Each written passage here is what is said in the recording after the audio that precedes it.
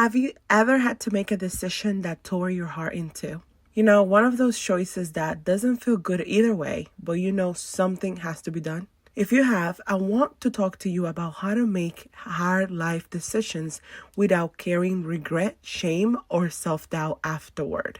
This isn't just going to be a list of tips. I want to talk to you through something personal, one of the hardest decisions I've ever had to make, and how understanding emotional intelligence helped me not only make the decision, but live with it in peace. Because knowing how to feel your emotions without letting them control your choices is a skill, and it's one I want to teach you today. Hi, my name is Heidi, and I guide women on their self-discovery journey to create a life of peace and purpose. So if this sounds like something you're looking for, this is your channel for shifting your mindset, overcoming limiting beliefs, manifestation techniques, and emotional intelligence. Consider subscribing down below. Not that long ago, I had to make the decisions of letting go of my dog, my baby, who had been with me since he was just 2 weeks old. We had been together for almost 6 years. He was there through so many seasons of my life before anybody else came in. And this wasn't a decision I made lightly or too quickly. At first, I tried everything. I spent money on training, medicine, tools, routines, you name it. I did everything I could. I even tried rehoming him, finding someone that would take him. But deep down, I realized I was doing what most of us do when we are attached. I was holding on emotionally and not seeing the reality clearly. I was letting my feelings make the decisions for me. And this is where emotional intelligence comes in. It doesn't mean ignoring your emotions. It means recognizing them, honoring them, and still choosing what's right beyond them. So let's break down exactly how you can do that using my AWARE framework, a process that I developed to help people make powerful, aligned decisions while staying emotionally grounded. Let's start with the first step, which is attentive. When you're faced with a hard decision, the first thing you need to do is become aware of what you're feeling, not just in your head, but in your body. For me, I felt anxiety in my chest, guilt in my stomach, sadness in my throat. I knew I had to stop and really pay attention to what was going on inside of me before I could move forward. If you're trying to make a choice while suppressing your emotions, they'll find other ways to drive your behavior. The next is willing. You have to be willing to look at everything, the good, the bad, the emotional, and the rational.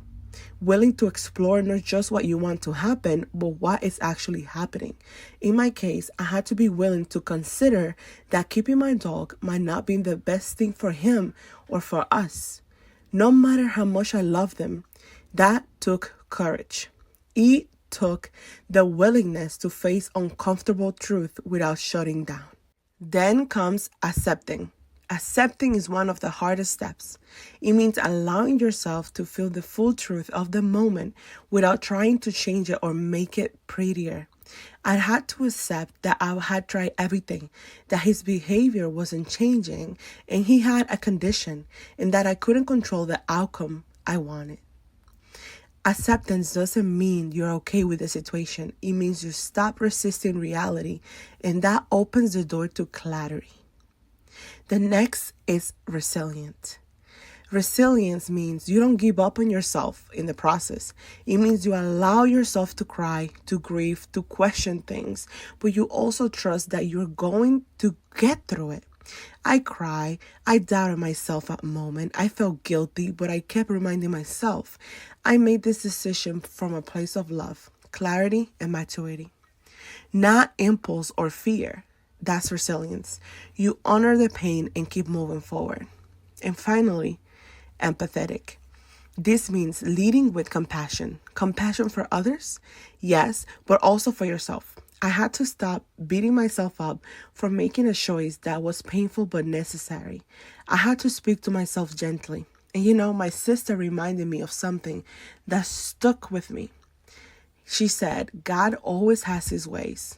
If there was supposed to be a different outcome, he would have shown you. And that gave me peace. and it helped me approach my decision with empathy, no self-punishment. And now you might be wondering, how do I actually use this framework when I'm in the middle of making a hard decision? Here is how you can do it practically. You gotta start by sitting with yourself somewhere quiet and walk through each letter of the AWARE framework like a personal check-in. And then for each part of this framework, you're gonna ask specific questions. These are the questions. I'm gonna leave them here on the screen. And also I am going to put them down in the description box. And by doing this, you can either journal through it or speak it out loud. It will help you slow down, sort through the noise, and get to the truth beneath the fear. The right decision often reveals itself when you stop trying to avoid the discomfort and start listening to your inner wisdom. And remember, this framework is here to support you, not to give you a perfect answer, because you're the only one that knows that answer. So if you're in the middle of a hard decision, whether it's about a relationship, a career, a move, or anything that's pulling on your heart, I want you to walk through the AWARE framework. Be attentive to what you're feeling. Be willing to look at all sides. Be accepting of what's real. Be resilient through the emotion and be empathetic with yourself as you move forward. That's how you make decisions you can live with. That's how you walk away from a situation, even a heartbreaking one, without carrying regret, because it doesn't mean you won't feel the pain, but it does mean you'll feel at peace. You are allowed to feel deeply and still choose wisely. That's what emotional intelligence looks like in real life. And that is what will carry you through even the hardest moments with clarity and strength. Also, if you ever feel lost, if emotions feel overwhelming, I want you to know that I've created something for you. It's a tool to turn to when you don't have the right words or the strength to figure it all out on your own.